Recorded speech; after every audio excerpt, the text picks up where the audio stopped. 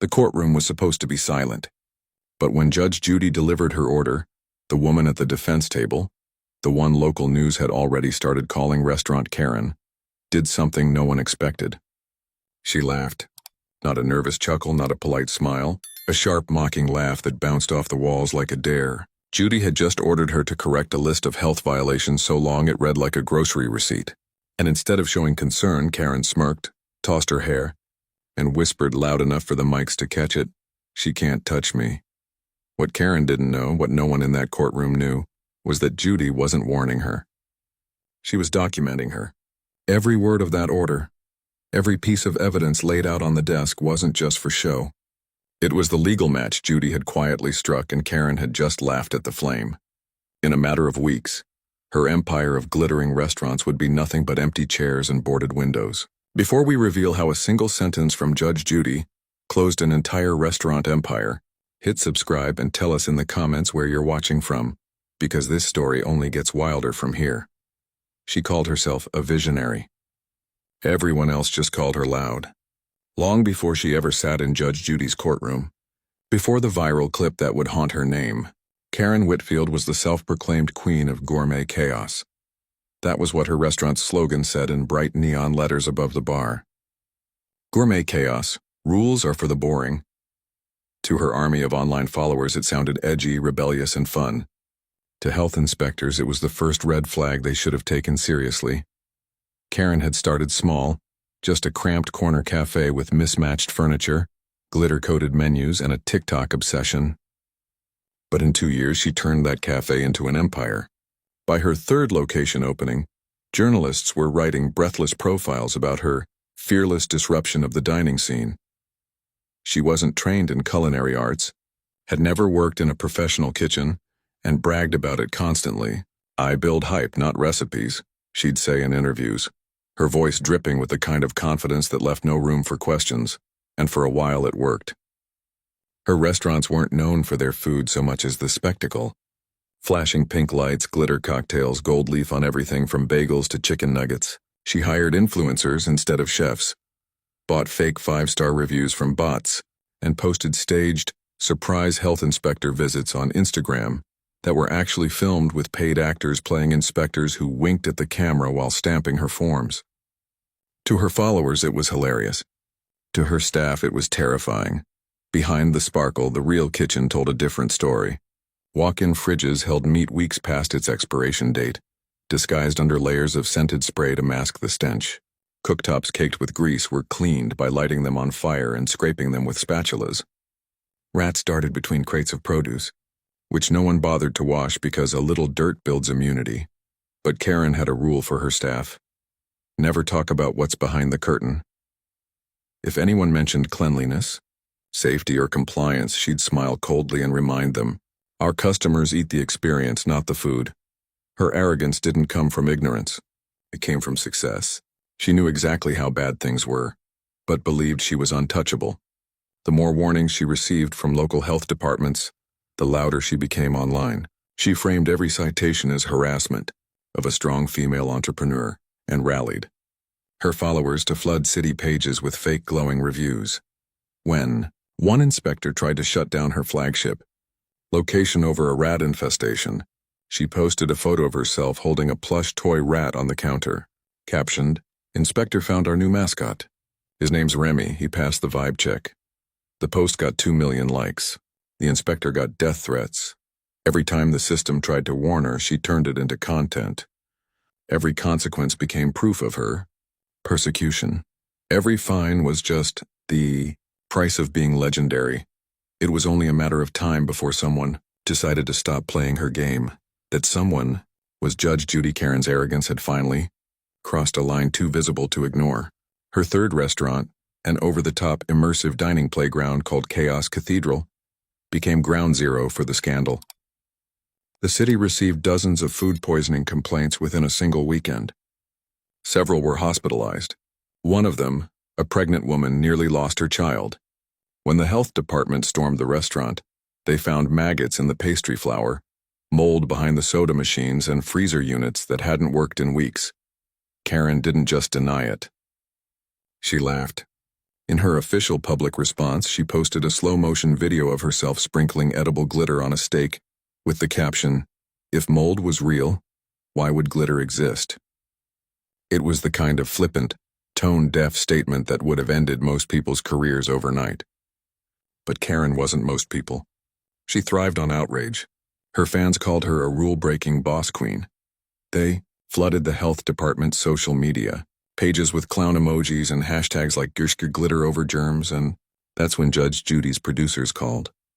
For years, the show had occasionally taken on civil cases involving small business disputes. This was different. The case wasn't about a customer suing Karen. It was about the city demanding she comply with court-mandated health orders she had ignored for 8 consecutive months. When the producers reached out, they expected her to decline. Karen didn't just accept. She bragged about it.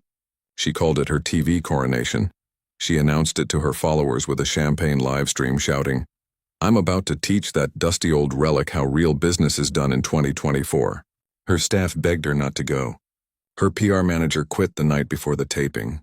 Her legal counsel warned her that Judy was notorious for tearing arrogance to shreds, but Karen had stopped hearing warnings months ago. She only heard applause. On the morning of the taping, she strutted into the studio lobby wearing a neon pink pantsuit with "chaos" spelled across the back in rhinestones. She wasn't there to defend herself. She was there to perform. The producers noticed it immediately, the way she laughed too loud during the mic check, the way she practiced fake gasps in front of the mirror. One whispered to another, "She thinks this is going to be a promo for her brand." It would become her obituary. The case file was damning. 214 documented health code violations across her 3 locations, forged inspection logs, employee statements about unsafe conditions, customer hospital reports, photographic evidence of rotting meat, black mold, mouse droppings in the fryer baskets. But none of it mattered to Karen. She had convinced herself this wasn't about evidence. It was about charisma, and she believed she had more than enough to crush an old judge on live television. She kept saying the same line to her makeup artist as they powdered her forehead. "People don't care what's true. They care who wins the moment." For years, that philosophy had carried her to success.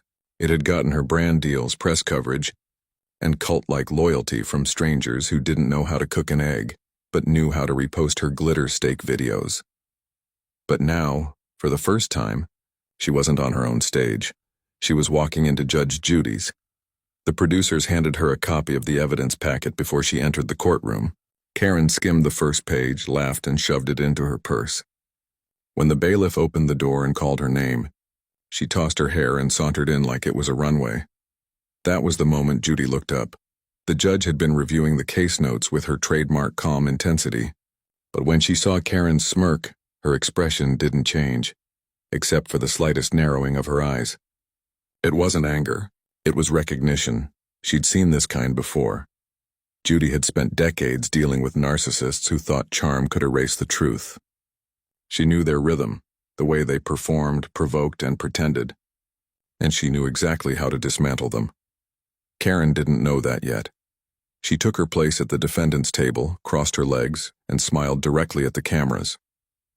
When Judy began reading the violations aloud, Karen rolled her eyes theatrically, eliciting awkward laughs from the studio audience.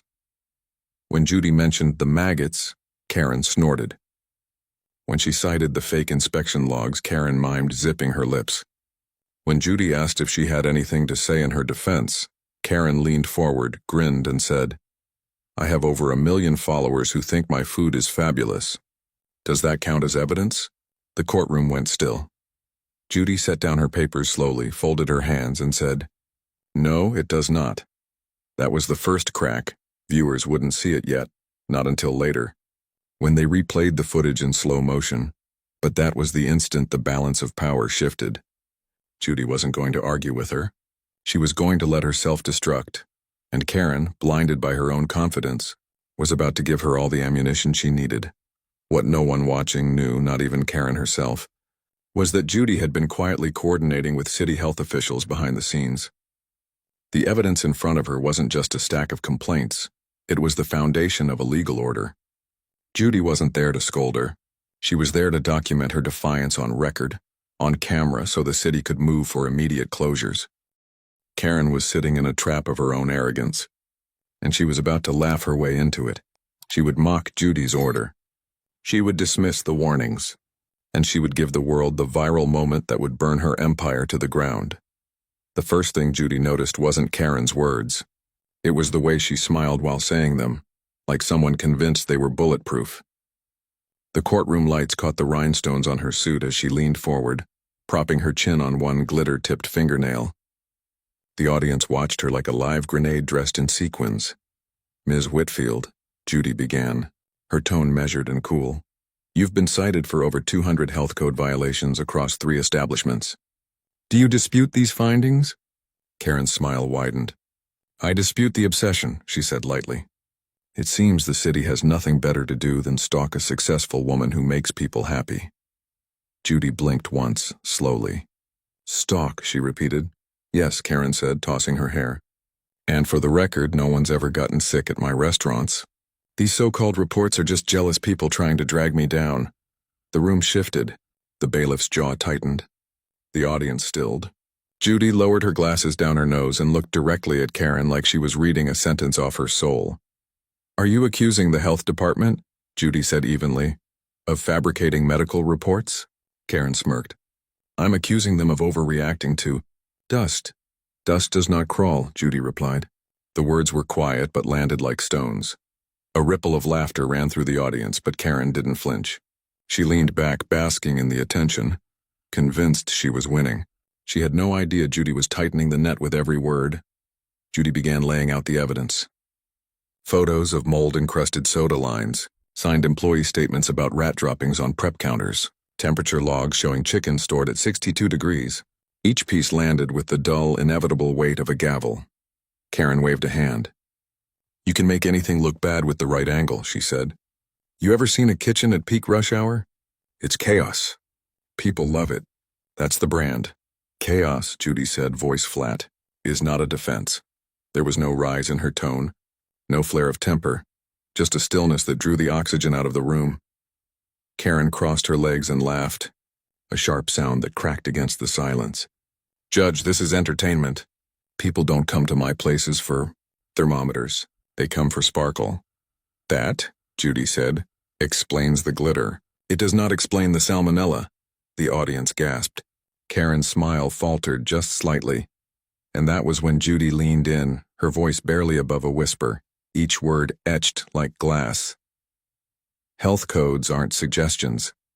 They are the only thing standing between your customers and a hospital bed, and you have treated them like confetti."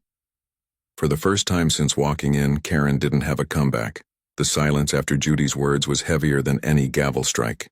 It didn't just hang. It pressed down, flattening Karen's practiced grin into something tight and brittle.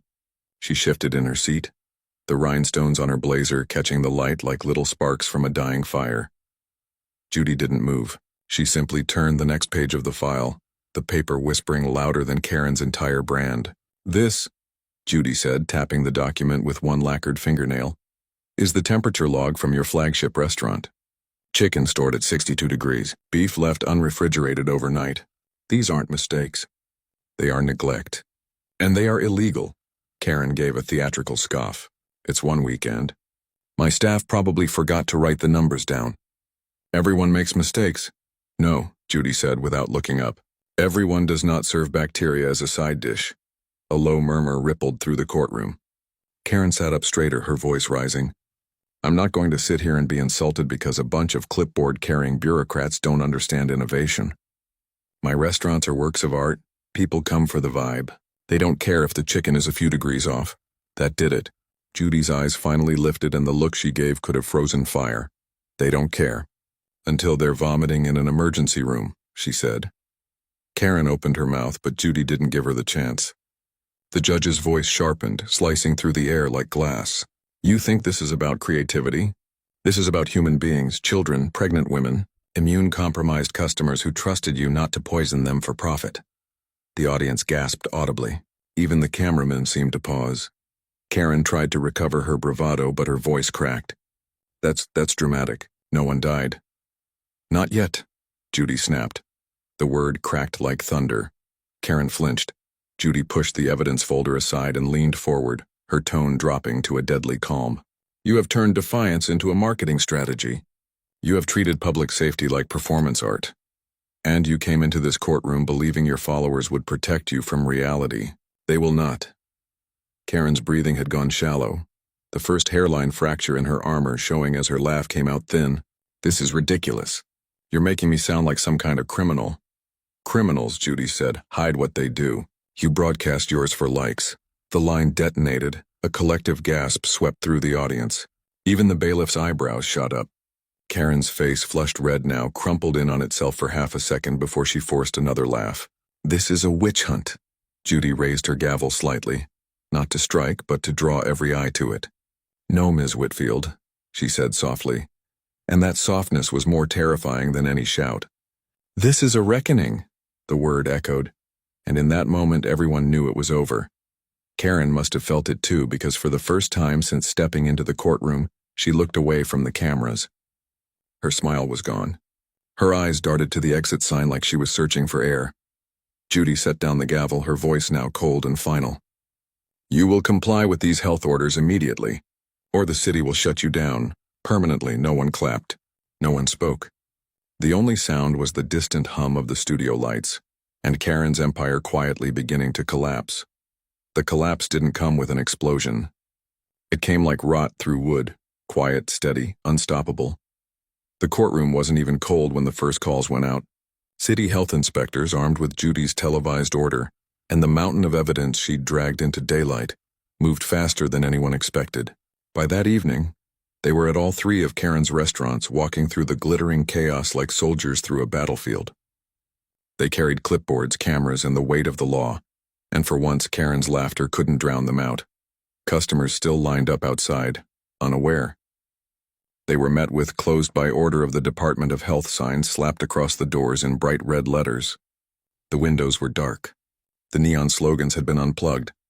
The empire that had once blasted music into the street was suddenly silent. Inside, inspectors cataloged everything Judy had warned about. Rotting chicken, warm dairy, mouse droppings on prep counters, black mold climbing behind the soda machines like vines. They took photos, sealed evidence bags, and posted emergency closure notices while staff members stood pale-faced and silent, watching the empire they'd built turn to ash in real time. Within hours, social media caught fire. The clip of Judy saying, "You broadcast your crimes for likes," exploded across every platform, now paired with real-time footage of Karen's restaurants being padlocked shut. Former employees posted their own videos, anonymous voices telling stories of expired meat, fake cleaning logs, and Karen's infamous rule, never talk about what's behind the curtain. The backlash was merciless. Customers who once posted glitter-coated selfies now flooded her comment sections with outrage. Yelp pages filled with zero-star reviews from people who claimed they'd gotten sick, but had stayed quiet out of fear of Karen's cult-like fan base. Local news stations ran breathless live coverage, cameras lingering on the red closed signs while anchors whispered words like scandal. Reckless and public endangerment, even her most loyal fans went silent. Then they went hostile. Karen tried to fight it. She went live on Instagram, screaming that Judy had staged the entire case, that old women hate to see young women win. But her voice was hoarse, her face streaked with makeup, and the comments scrolling beneath her told a different story. You fed us poison. You laughed at safety. Judy warned you. Sponsors cut ties. Influencers deleted old collabs. Her brand deals evaporated overnight. Banks froze her business accounts pending investigation. By the end of the week, Karen's empire wasn't just closed, it was radioactive. No one would touch her, and for the first time in years, she had nothing left to laugh about. The story didn't end when her doors closed. In some ways, that was just where it began. By the following week, Karen's downfall had leapt from local gossip to national spectacle. What had started as a courtroom clash became a cultural autopsy, dissected on every platform that once celebrated her. News anchors replayed the moment Judy said, "You broadcast your crimes for likes," like it was a historical quote. Late-night hosts turned it into punchlines. Even serious business channels debated it as a case study in hubris. But something unusual happened. The internet didn't just laugh at Karen. It studied her. Food safety experts appeared on morning shows holding freeze frames of her filthy kitchens like crime scene photos. Culinary schools started showing the Judy clip to their students. Warning: this is what happens when ego outruns ethics. Human resources departments used it in training sessions about accountability, contrasting Judy's calm authority with Karen's arrogance. Memes swept through social media, but they carried messages sharper than mockery. One showed her laughing in rhinestones beside a hospital bed and the caption, "The vibe won't save you from the truth." Another paired Judy's icy stare with, "This is what real leadership looks like." Even global outlets picked it up.